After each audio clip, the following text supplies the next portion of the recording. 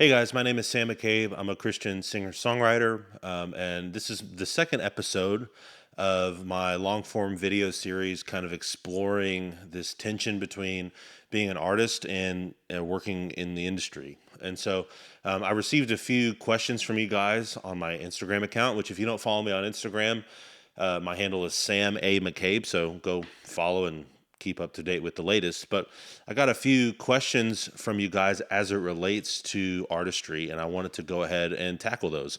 The first is, how did I grow as a someone who produces their own music? Um, and the answer is really simple. I don't have a lot of money. And so, if you've put out your own music, you know that it's an expensive thing to do.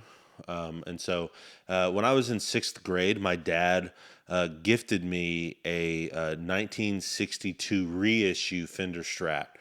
And I was playing it, and it sounded like a surfer guitar.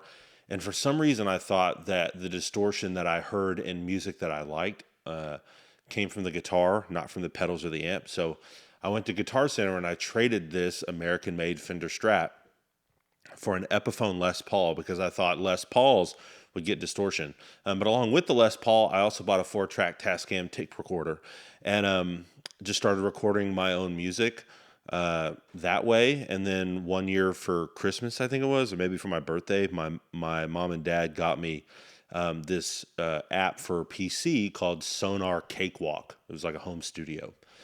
And then I started messing with digital recording.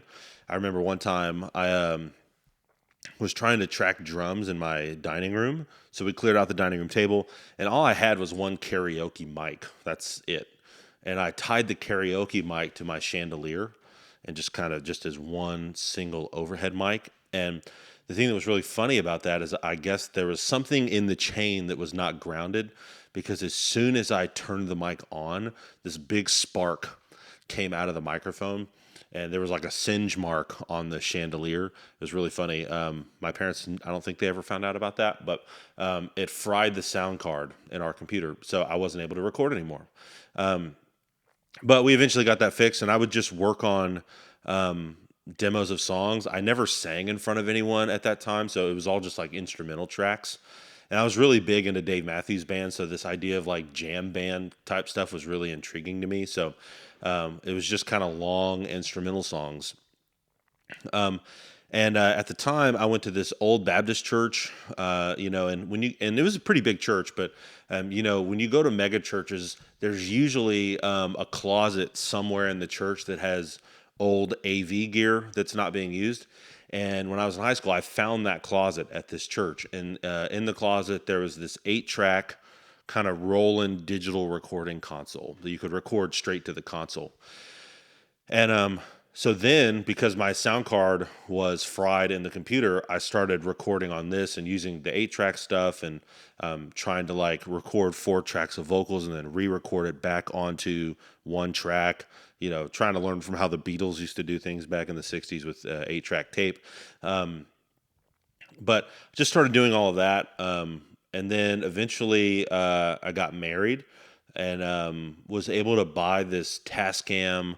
Um, it was a huge. I can't remember the name of it. I think it was like a Tascam DM48 or something. It was just a big behemoth of a console, and I had a pirated version of Logic Pro, and I just started recording as much as I could, even though it didn't sound great. And I forget who said this, but they were like, that you're on the right track when your taste is always outpacing your ability. So I was really obsessed with recording music. I mean, even now, like when I self-produce a song and release it, it's probably like the 150th bounce of the song that gets released, because I'm always just car testing, and the song is never good enough.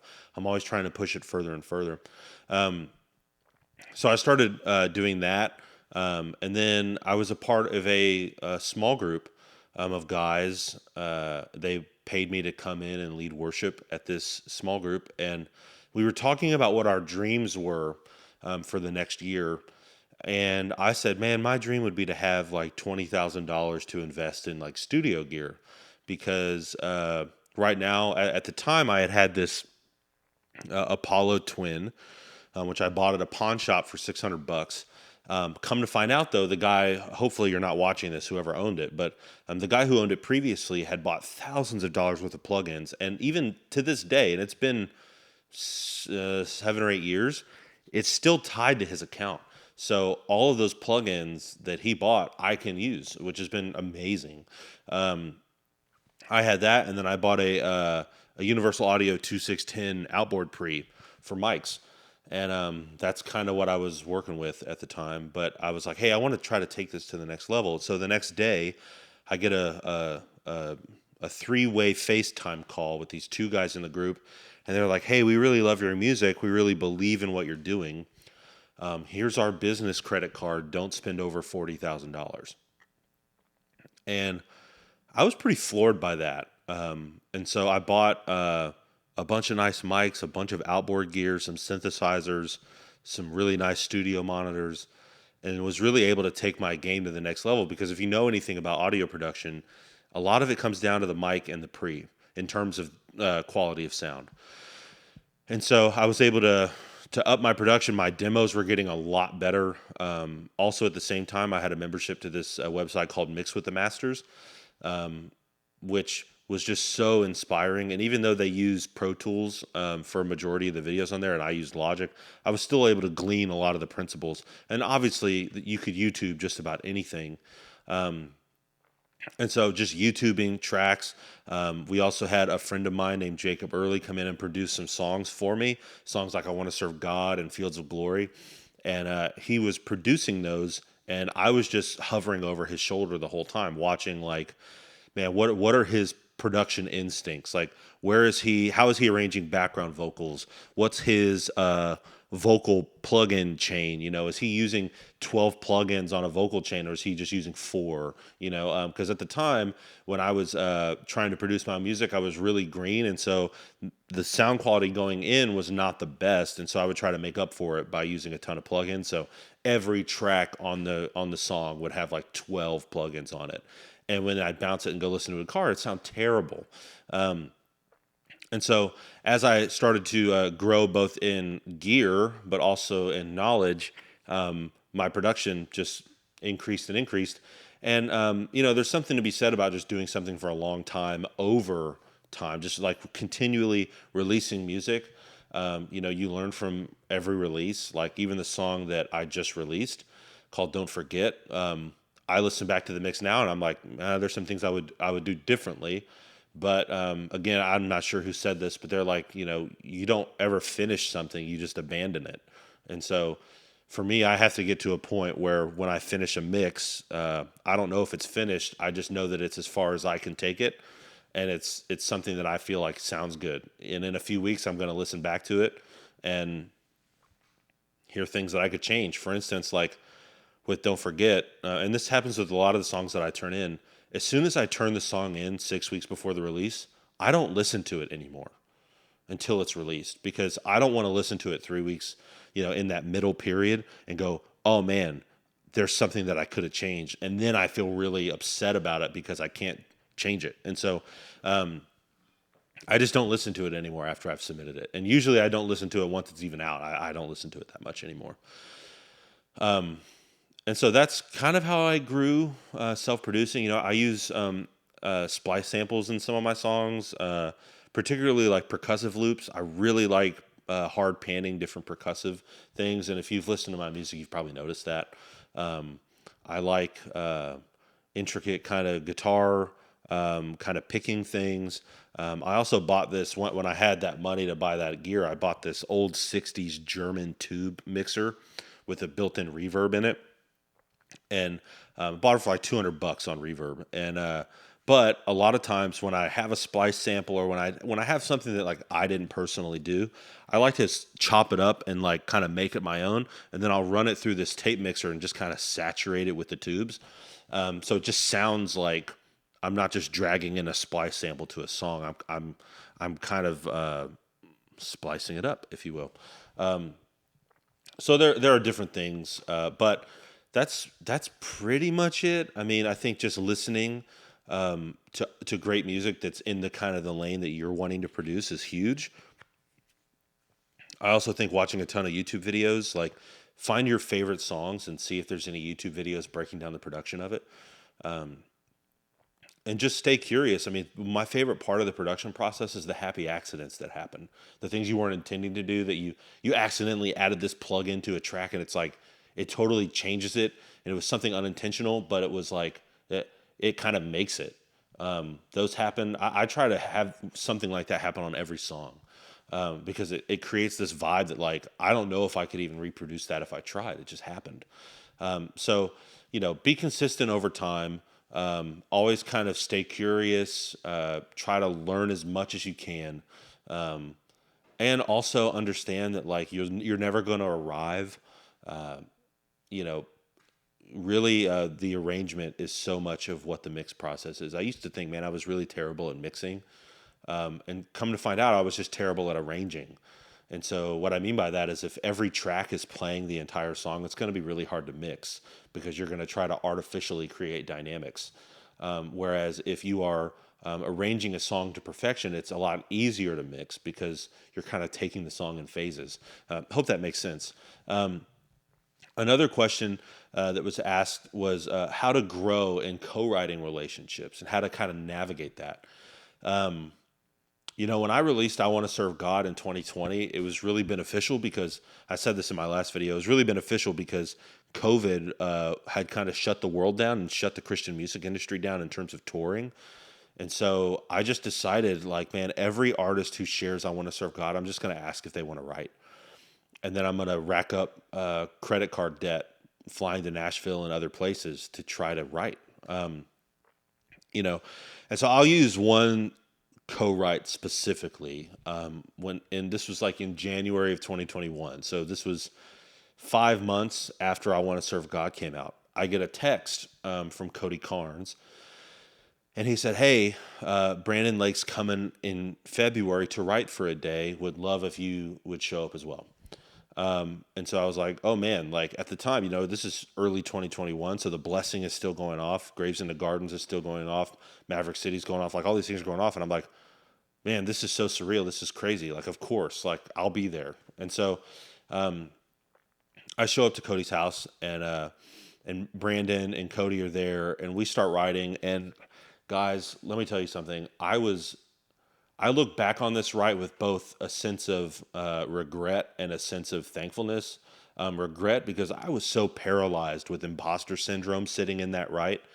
I'm like, man, 6 months ago, no one cared about my music at all, and now I'm sitting in this room with some of the top people in the worship industry, and I'm like, what am I doing here? Honestly, the song "Imposter Syndrome" that I released a few years later was kind of born in that right in terms of the feeling that I had. And so I'm sitting in this room, and for me, the songwriting process is a very cerebral thing. Like I'll kind of get into my head, and I'm just kind of thinking about themes. I'm thinking about words and how to string phrases together. And something that I noticed, this is the thankful part that I've taken away from that write, is that watching Cody and Brandon write was just a master class in writing, because they're not precious with ideas, and they are constantly like singing and throwing out things just to see if they work. And with Brandon in particular, he's always singing melodies. He's like singing gibberish, trying to find the phrase, trying to find like this phonetic phrase that happens. And I've been in writes oftentimes, both with him and with other people, where they'll like sing this kind of gibberish phrase, just trying to find the phonetics. And someone will be like, "Did you just say this?" And he's like, "No, but that's awesome." And as we were singing that right, they were both just throwing everything against the wall to see what sticks. And for me, I felt so crippled by my sense of imposter syndrome that like I felt like I froze for a majority of that right. Like I didn't know what to say. I didn't want to throw out an idea that was stupid and then like kind of ruin my chances at ever being in a room like that again. But walking away from that ride, I realized like, man, this was such a great learning opportunity for me to get to see how these two guys who are on so many amazing songs, how they write, how they, bring a song to the finish line. And I've been in other rooms since then where people just do the same thing. They're just always throwing out ideas. It's like the engine's always running. And, I don't think I will ever move from being someone who writes in a very kind of cerebral thinking way into somebody who's like really just chasing the feeling the whole time. But it was something that I could add in my tool belt. Also, another thing with co-writing, my wife and I, we're the worship pastors at our church. I'm sitting in my office right now. And we've hosted writing camps, and I've talked to many, many worship pastors all over about songwriting in their church context. And one of the biggest things I hear is that it's always uncomfortable. It's always weird. The dynamic is always weird. And so my encouragement, if you are either leading a songwriting camp or you're engaging in one, is to just get out in front of it. So like when we lead a songwriting camp, I just say, "Hey, here's the deal. In this camp, all songs are even splits." I was going to say 50-50, but there's usually more than two people. But all songs are even splits. We're just going to say that up front so that we're not nitpicking percentages for songs that probably, if we're being honest, probably aren't going to make that much money anyways. It's just a good relational rule. Even a few weeks ago, I was writing with a guy, and we wrote a song together, and he texted me the next day and was like talking about percentage points and just asking like what I thought about it. And I was like, "Oh, dude, I'm good with even splits. That's fine." Like, because what will happen is you will write a song that you think is good, and so then you'll nitpick for your percentage of that song. But then what happens is in nitpicking for the percentage, you ruin the relationship. And so, yeah, you might have gotten that extra 5% on a song that might not make any money to begin with, but you also won't ever write with those people again because they won't want to write with you.